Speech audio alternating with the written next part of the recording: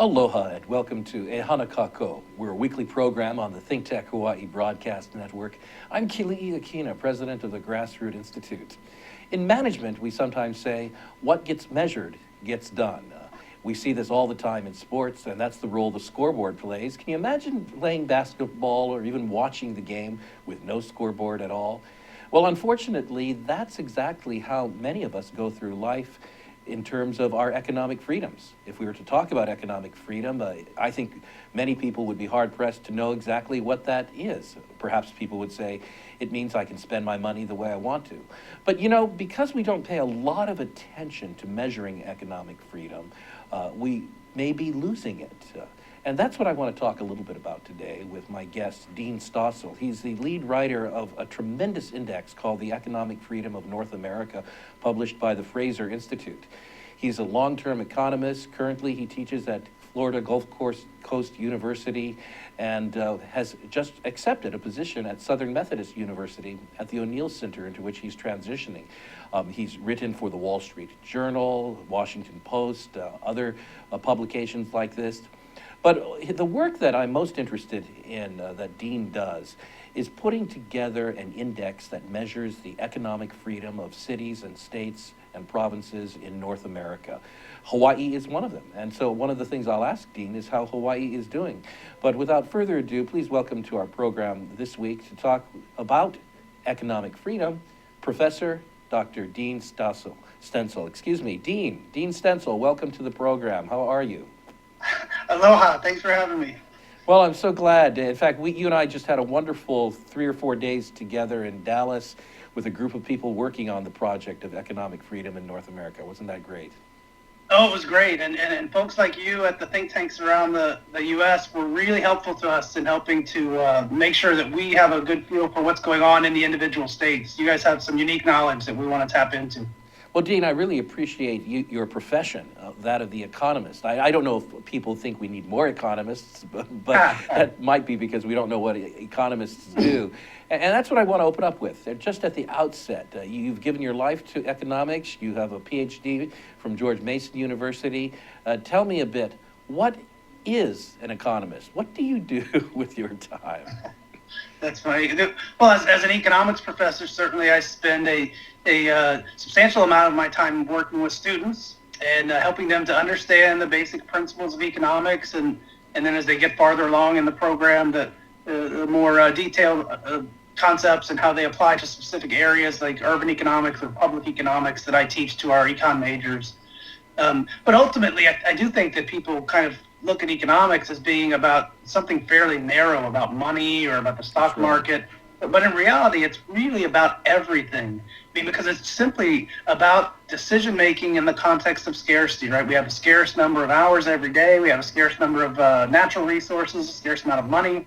And because of that, we have to make choices. And we've got to make trade-offs and decide what's best for us and for our families and our businesses.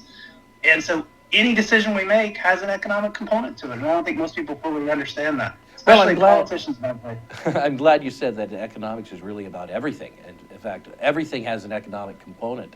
The very root word, as you'll know, of course, as an economics professor, comes from the Greek, oikos and nomos. Oikos meaning the house, which is the house of the world, really, and nomos, management. So economics has to do with running and managing everything that there is. Now, you mentioned another word earlier, too, and that's scarcity. And I know from my days as an undergraduate at Northwestern University studying economics that goes to the heart of that activity that is produced, that produces economics, and that is the idea that some things are scarce, and there are different uses to which any resource can be allocated.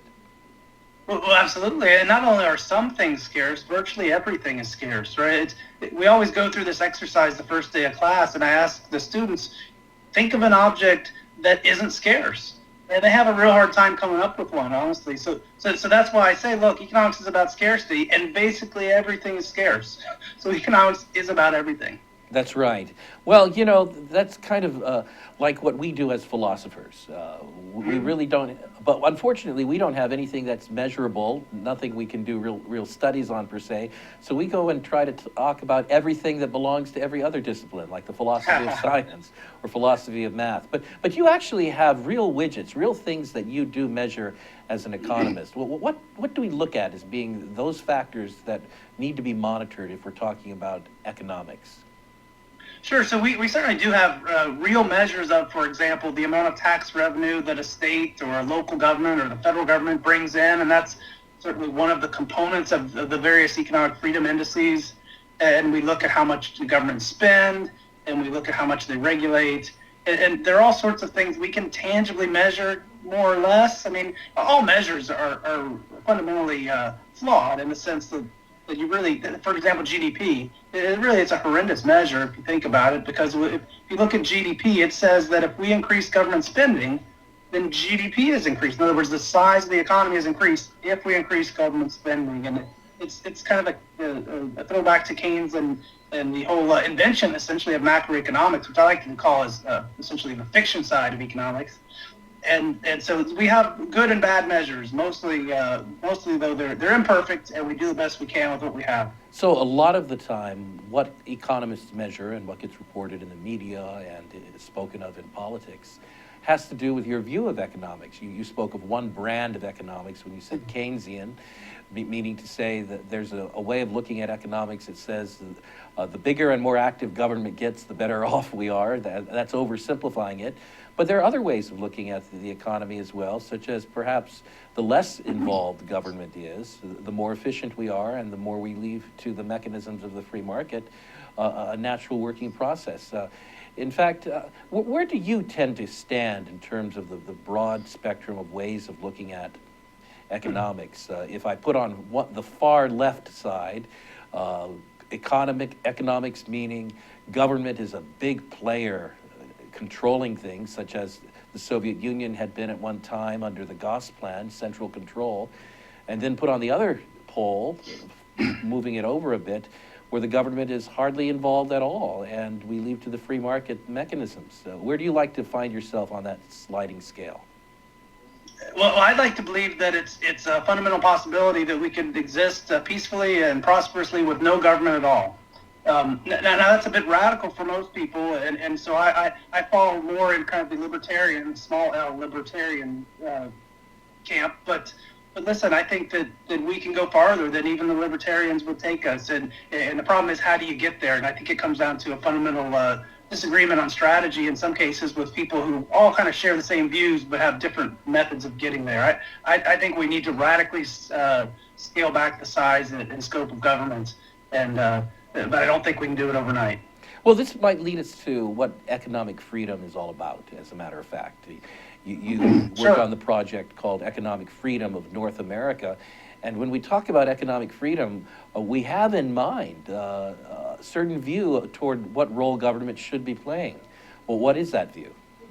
Sure. So let's take it back about 25 years ago, I think it was. And Milton Friedman, Nobel Prize-winning economist, Friedrich Hayek, Nobel Prize-winning economist, and a bunch of other kind of public policy activists, people who wanted more freedom, got together and said, wouldn't it be nice if we had kind of a numeric measure, a way to quantify the level of freedom in different countries, and then we could use that to kind of examine, well, what happens when a country's freer to their economy, the growth of their economy, and all these different things, which it turns out has happened. So they got together and worked for a couple of years and worked with the Fraser Institute and put together what they call the Economic Freedom of the World that ranks the countries. And it was fabulously successful and continues to be to this day. And then I think it was maybe 10 years later, they decided, well, let's look at one level lower. Instead of countries, let's look at subnational governments. In the case of Canada, where the Fraser Institute is found, the Canadian provinces. In the case of the U.S., of course, the states. And so they produced the Economic Freedom of North America, which ranks the states and the Canadian provinces. And just last year, we finally have incorporated as well the Mexican states. That's so right. It truly does represent the entirety of North America, with the exception of the various territories that aren't in there right now. But So we have a world index, and we also have one for North America. Now, That's right. The key phrase, of course, is economic freedom. And I know that that term is being used in a very specific way.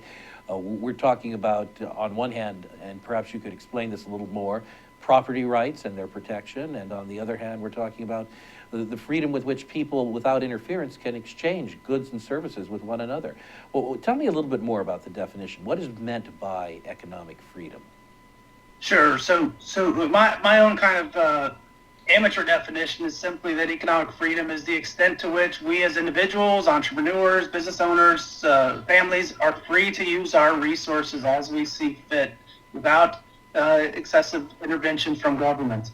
And so it is the economic realm. It doesn't we don't look at personal freedoms, the freedom of speech, the freedom of religion, those freedoms are really important, right? It's not that they're not important. They are a little bit harder to measure, or maybe I should say a lot harder to measure. And so we focus on economic freedom. It's a little bit easier to measure, although it's by no means easy. And only look at that side of the freedoms category. Yeah, and I would imagine that the particulars that are measured by economic freedom indices are objective, and they would need to be in order to be statistical and in order to conform to the rankings that you give them. But they are related to some extent to things that are not so tangible to measure, like happiness, like a sense of freedom, right? Human dignity, even human rights in many ways. Because isn't it the case that where economic freedom is scoring very well in nations, these other intangible products seem to be better experienced and distributed more widely?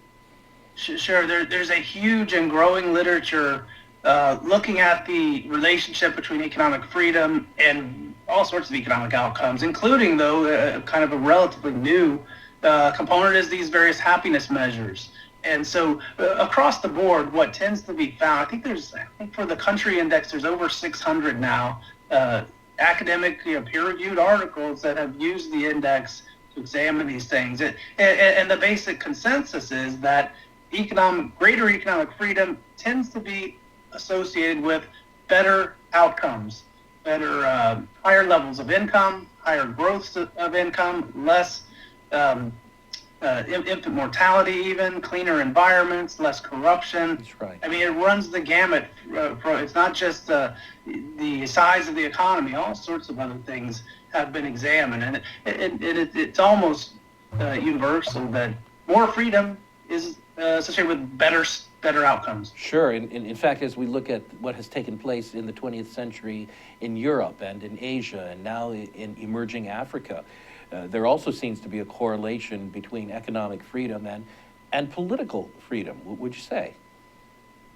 Yeah, absolutely. And Milton Friedman once spoke about these things. And so the political freedom, again, it's a little bit harder to measure, but certainly we have some outliers there. If you look at countries, the two at the top of the list with Hong Kong and Singapore, well, they're enormously free economically, but not so free personally or even politically.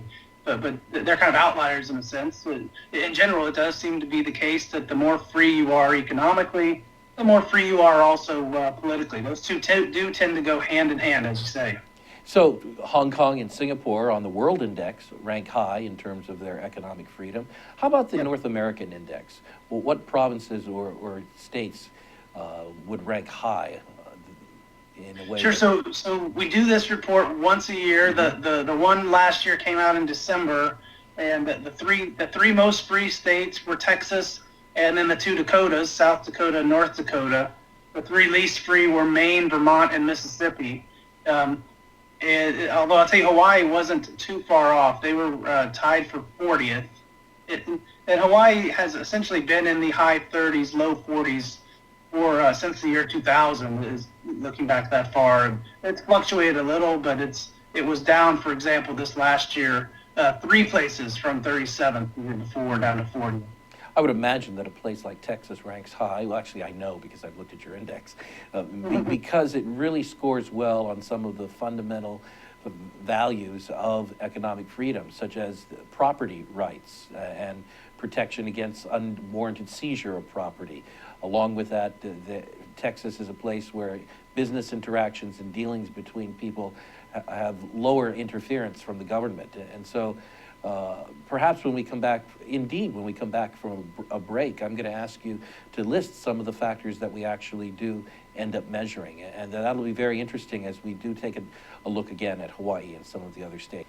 Thank you, and we'll be right back. My guest today is Dean Stansel, who is an economist and the lead author of the report called Economic Freedom of North America, published by the Fraser Institute.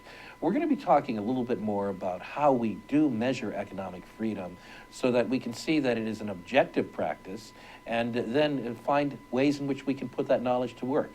We'll be right back on Ehana Kako, a weekly program on ThinkTech Hawaii Broadcast Network, after this brief message. Aloha, I'm Hunter Hevelin, host of Sustainable Hawaii here at ThinkTech Hawaii. You can tune in every week on Thursday at 2 p.m. to see interviews with sustainability professionals from around the state and even further abroad, learning about activities with water management, food security, waste management, and a whole host of other fascinating opportunities to get engaged with making a greener island.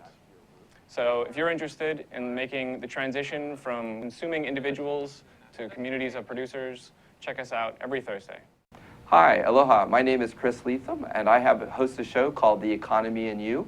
The show plays every Wednesday at noon, and on my show, I bring on guests who are interested or working in the technology space. And so I'd like you to come and watch the show and learn with me about all the sort of exciting things that we're doing in Hawaii to build and grow our economy ecosystem. So I'd like to say aloha, and I look forward to seeing you on the show. Thank you.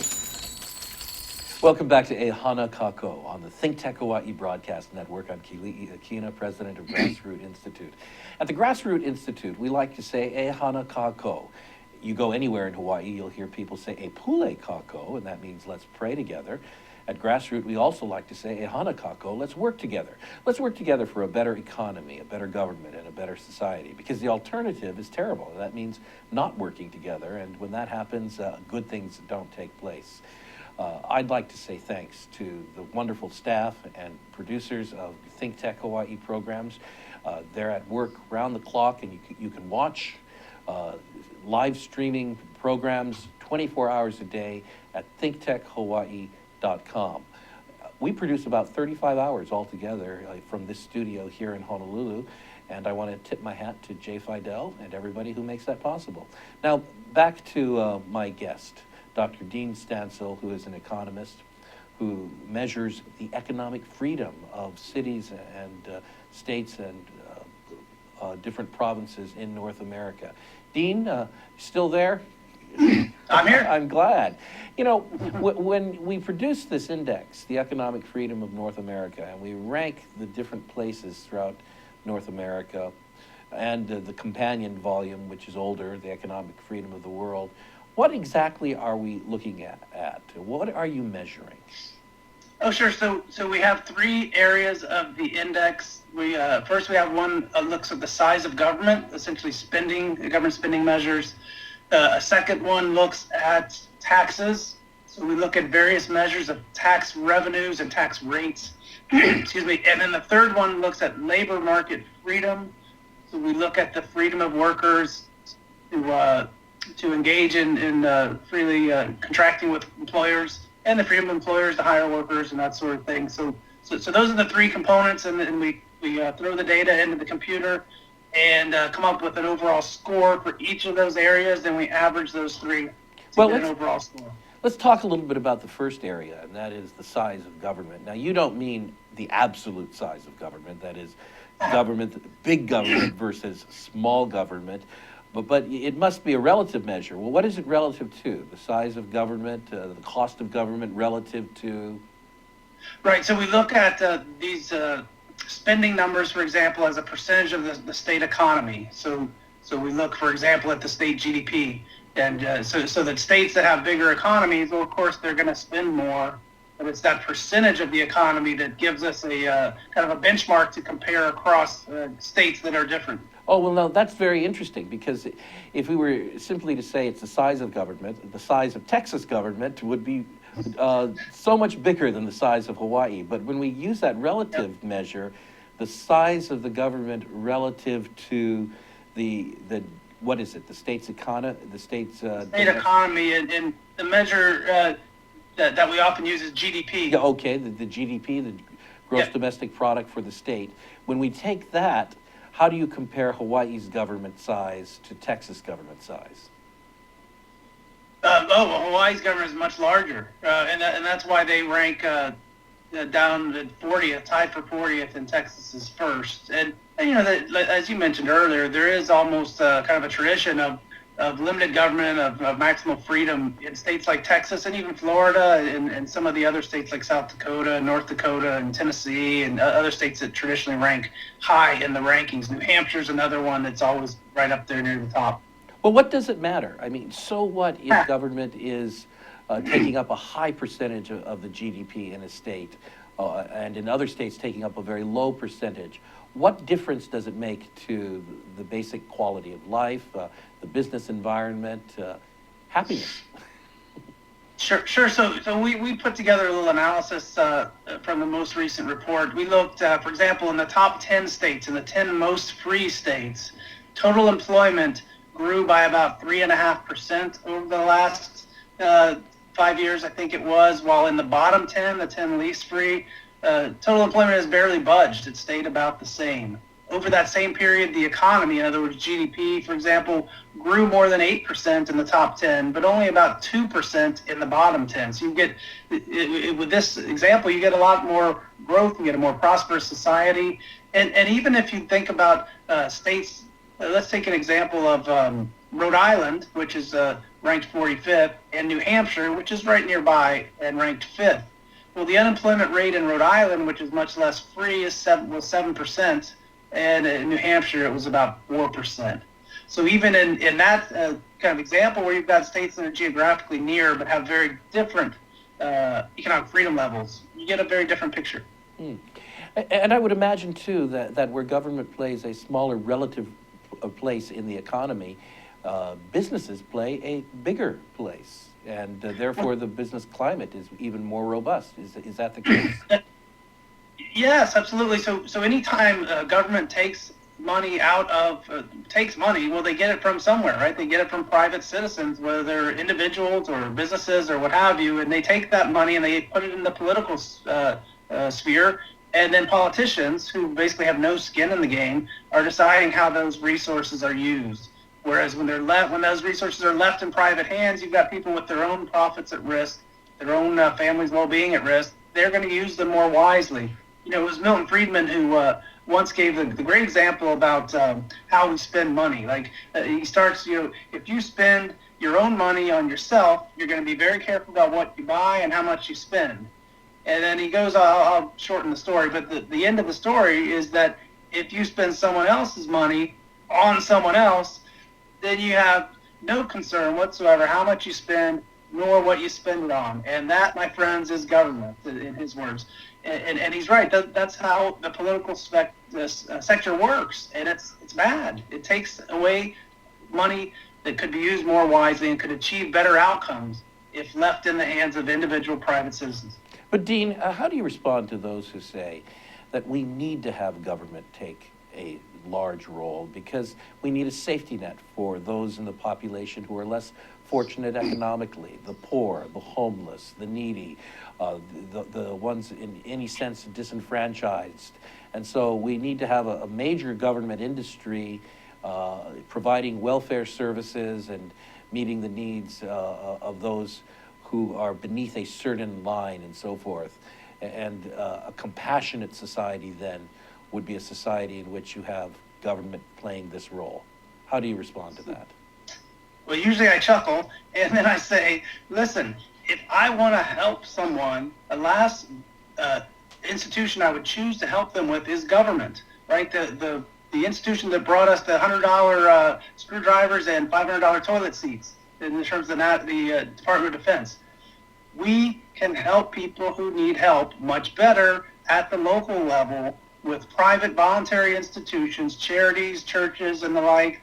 There's a thriving nonprofit sector. It used to be more thriving before government got in the way with the New Deal back in the 30s. But ultimately, I think it's better to have things local and run by people who are there in the community, not by politicians up in D.C. and bureaucrats in D.C. who have no idea what the unique needs are there in Hawaii or down here in Southwest Florida where I am. We need local folks on the ground to help with this, and we need to get government out of the way because they tend to impede more than they help. Now, you have a second measure, a group of variables that tell us to what extent government is taking away from the people through taxation and other means. Why don't you talk a bit about that and how that's measured? Sure. All right. So there's three areas. In addition to the spending area, we look at four measures of taxes. We look at the highest marginal income tax rate, for example, and we have a little matrix that looks at what the income brackets are. And then we look at three measures of tax revenues. Again, like with the spending variables, we measure them as a percent of the state economy so that we can compare apples to apples. And so how would Hawaii measure up to Texas with regard to this, or other states that are fairly high in the economic freedom index? Pretty poorly, right? Because remember now, Texas has no state income tax, and Hawaii has a pretty high state income tax. So that's just one variable, but still on that one in particular, Hawaii does pretty poorly. And there tends to be an overlap between these states that have no income tax and states that have small government in general. I think those two kind of go hand in hand. What about taxes that are very, very pervasive? The most pervasive tax here in the state of Hawaii is the combined sales GE tax, which has proven to be a regressive tax, by which, of course, I mean that it ends up hurting the poor more than it hurts those who are well off. How do other states who have economic freedom tend to fare compared to Hawaii with regard to that? Well, if you look at for example, Texas or Florida, where there's no income tax, well, they do tend to have a higher than normal sales tax because that's they've taken one major component of state revenue out of the picture. So for instance, our sales tax here is presumably higher than yours in Hawaii, or at least close to it. And so Hawaii may do relatively well on that component, but that's just one part of the picture, right? It's the overall picture that matters the most. And when it comes down to it, Hawaii's got some work to do. So you've talked about the size of government with respect to the economy in a state. You've talked about the size or the amount of taxation and takings the government carries out relative to the economy in the state. And the third area has to do with labor. Tell us a little bit about that. So the third area we look at is labor market freedom. And what we're looking at here are measures. For example, we look at the minimum wage, and we look at that on a full-time worker basis. In other words, we say, well, if you make the minimum wage for 40 hours a week, 52 weeks a year, what's your income? Right? And minimum wages do vary a little bit across the states. Some states have wages that are higher than the federal. So in that case, things are even worse. And then we measure that as a percentage of the income in the state. So that in a high income state, the minimum wage is going to be less burdensome than in a low income state. So we're adjusting by income to make these comparable across states that are different in terms of their standards of living. When we look at the percentage of the workforce that is government bureaucrats, and we look at the unionization rate as well, what percentage of the workers are members of unions. Well, it's well known that minimum wage laws tend to work against providing employment for those at the lowest end of wage earning, because what happens is businesses that employ people at that level can't afford to employ them and either fire people or just don't hire them when the minimum wage goes up. But wouldn't this be a great example also of a violation of economic freedom, that an employer and an employee couldn't, as mature adults, simply agree upon a wage and upon how much to pay for how much work being willing to be given by the employee? Well, the way you describe it, it makes perfect sense to me, of course. Unfortunately, I think that we, and by we I mean economists, philosophers, state think tanks, have done a poor job with the sales job on that because obviously the politicians don't agree, the journalists don't agree, the punditry doesn't agree. Anytime you bring up minimum wage and say that it causes harm to those you're trying to help, people think you're just the Scrooge, basically. And so we need to do a better job. But you're absolutely right in what you said, and I agree completely. We don't need to raise it. We need to abolish it. Well, as I mentioned in my opening comments, what gets measured gets done, or what gets monitored gets done. So you're performing a very valuable service along with your colleagues at the Fraser Institute because you're helping to highlight this entity called economic freedom. And by measuring it tangibly, we're able to have a scoreboard. We're able to keep score as to how we're doing and then perhaps be able to use that information. We're going to take a quick break, and when we come back, I'd like to ask you how this information has been used or can be used in terms of improving the quality of a state's economy. This is Keli'i Akina with the Grassroots Institute on our weekly Ehana Kako program on the ThinkTech Hawaii Broadcast Network. We'll be right back for our final segment with an economist who helps us to measure economic freedom across the United States. Don't go away. Okay, I'm Jay Fidel. That's Ray Starling. We co-host a show called Hawaii, the State of Clean Energy, every Wednesday, 4 to 5 p.m. It's really interesting. You know, Ray has a way of unzipping these guys. He asks them these questions, and all this stuff tumbles out, and we find out stuff we would never know about without Ray's questions. Thank you, Ray. You're welcome, Jay. I'm very pleased to be your Ed McMahon every Wednesday at 4 o'clock here on the internet. So you can join us and see what's happening in the energy world, and there is a lot going on. So join us every Wednesday at 4 o'clock. Yeah, come around, be energized right here on ThinkTech. Aloha. Hi, I'm Ethan Allen. I host Likeable Science on ThinkTech Hawaii, and I do this because I care about science literacy in Hawaii.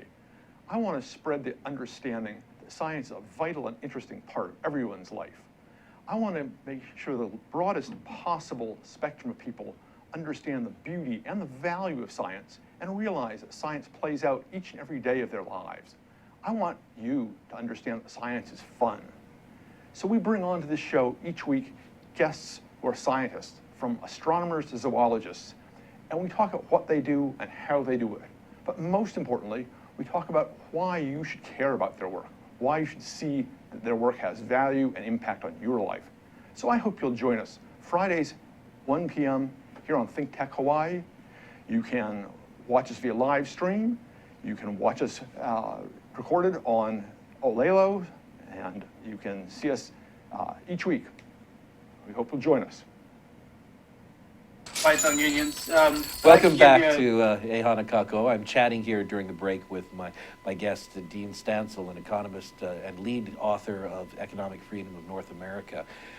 If you've been with us, you know that we've been talking about what economic freedom is and how it gets measured. Now let's let the rubber hit the road a bit. And I'm going to ask Dean. Dean, could you let us know some advice that is generated by the research? Imagine you're sitting down with a governor or a group of state legislators, and they come to you and say, "Oh, learned one, great economist, tell us what can we do to have more economic freedom in our state? What can we do to benefit our people, to raise their level of prosperity, and by giving them the tangibles or by helping them have the tangibles of economic freedom, they can experience the intangibles of life, liberty, and the pursuit of happiness." So you're on the spot there. What is your pontification? How long do we have? No, listen. I would give them my top three would be as follows. Number one, if you got an income tax, get rid of it. If you can't do that, at least lower that top rate as low as you can. Number two. Yes. Let's talk a little bit about the income tax first, then we'll go to 2 and 3. Yeah, sure. Now, income tax, doesn't that impact one group more than another, or does it impact everybody? How do you respond when you get those kinds of questions? Well, certainly, the key thing about an income tax as a way to raise revenue for government is that it has a more destructive effect on economic activity than any other tax. If you think about what an income tax does, it essentially puts a penalty on productive activity, on income earning activity. It says, if you engage in productive activity that results in income, we're going to take X% of it. And so in contrast with something like a consumption tax, which says, well, you can engage in all the productive activity you want, but if you spend it, we're going to take a certain percentage of that. And both are bad, right? We're taking money from private citizens and using it for dubious means in some cases.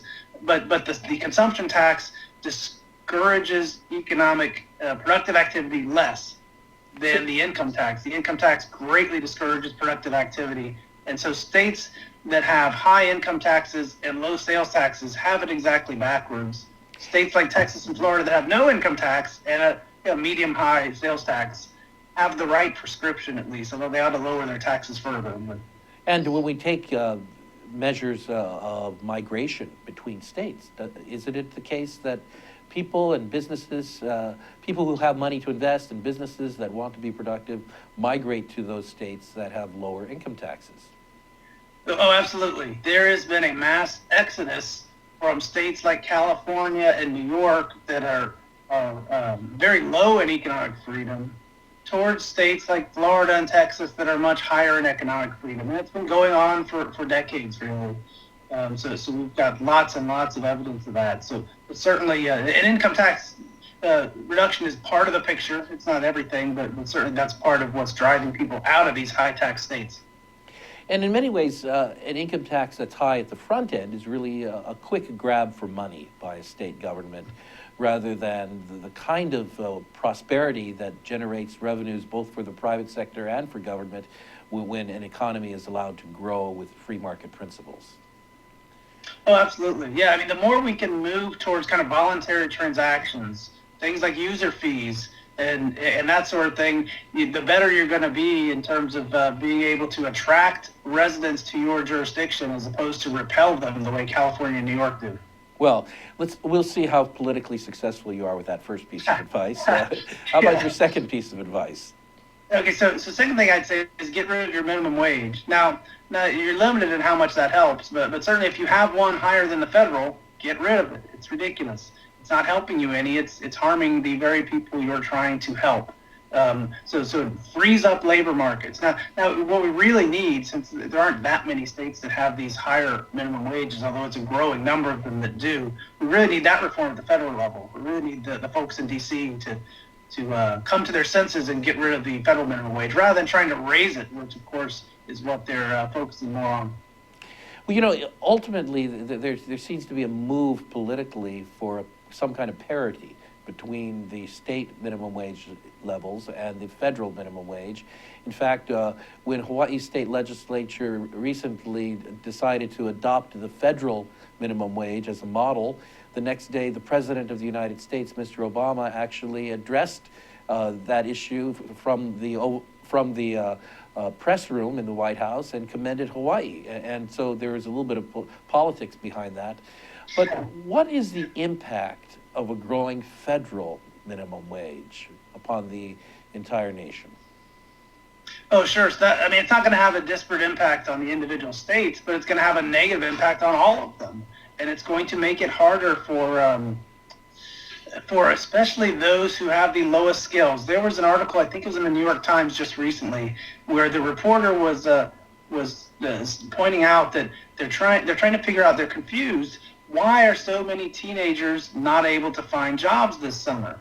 And one of my old professors at George Mason is a guy named Don Boudreau, and he writes tons of letters to the editor. And so he had a letter to the editor on this today that pointed out that clearly this reporter skipped Econ 101, because Econ 101 tells you very clearly, if you put in a price floor like a minimum wage, if you raise the price of labor, people are going to buy less of it. And when they buy less of it, they're going to first stop buying it from those who have the lowest skills, right? So you price out of the market those who have the lowest skills. And that's exactly what we see across the country. Now, you just invoked the most elementary lesson in economics, and that is supply and demand. and that when we create a false scarcity, certain things happen that are absolutely predictable. My question here is really more about the way the Economic Freedom of North America reports and other reports like that think economically. Do you think that we've lost touch with some of the very basics of economics as we've gone into more complicated macroeconomic models, things that are so basic such as the supply and demand curve? Well, I think there's no question that politicians and journalists have virtually no knowledge of economic principles, at least in general. And so that's a real problem for our ability to get good decisions out of Washington and out of the state capitals. And so there's a real need for education, not just at the college level with the students that we teach every day, but also of the general public, to get them to understand these basic principles. And shows like this that you do every week are a great part of that, getting that accomplished. So hats off to you. Well, I think you're trying to get me to invite you to come to Hawaii with that kind of flattery, Yes, which indeed, I think we can tell some of our viewers that we're talking about it. We're talking about it. Excellent. Let's go on to your third piece of advice while you're still alive. If your legislators and your governors are eager to promote economic freedom, what's the third thing they can do? Sure. The final piece is really broader in a sense, but it's all about scaling back the scope of government. And what I mean by that is get back to basic principles. And if there's a job or a service that government's providing that private sector could do, stop doing it. So what that does, and we're talking about the Freedom Index, well, that means you're going to have fewer government employees if you start contracting things out or just stop doing things, and you're going to spend less money. So you're going to get an improvement on the labor market freedom side and an improvement on the size of government side. Well, and then you don't need as much revenue, so you can cut taxes. Well, that's very good. Across the board. All of that is very good advice. Let's go back in our closing moments and resurrect one issue you mentioned earlier, and that was eminent domain, the right of the government to seize property in the name of the common good.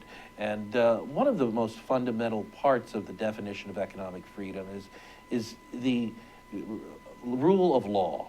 The fact that we can invest our property, our money in land and property, and be assured that it won't be forfeited and so forth.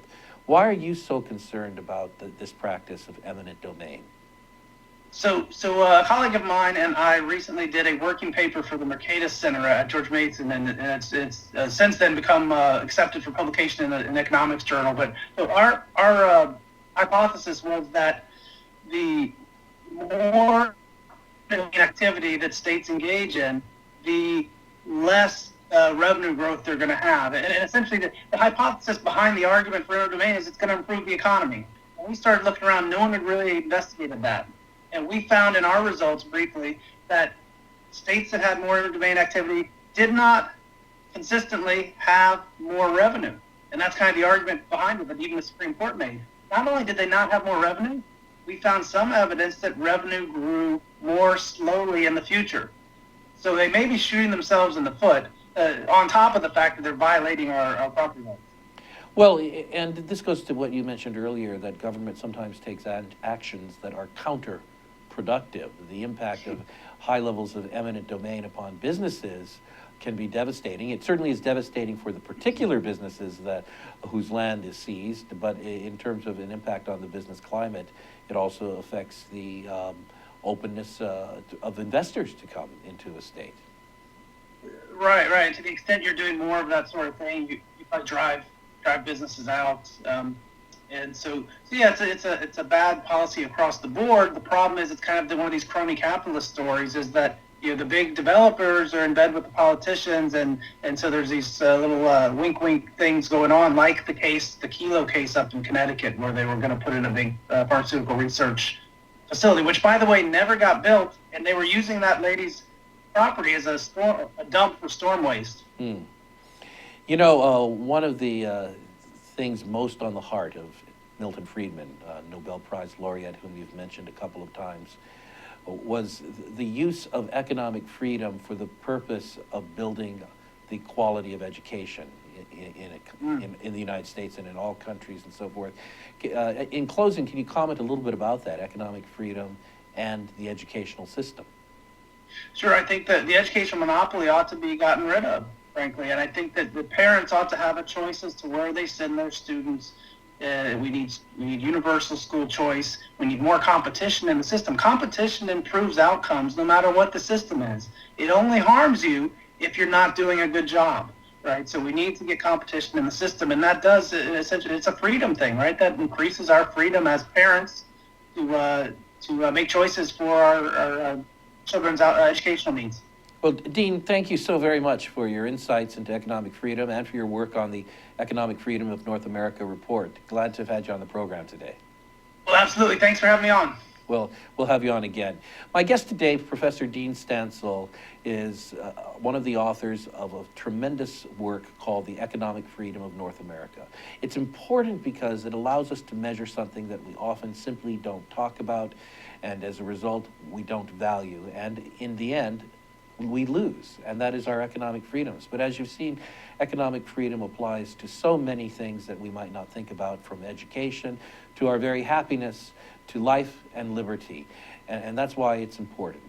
I'm glad you're able to be with us today on Ehana Kako. We'll be back next week on the ThinkTech Hawaii Broadcast Network.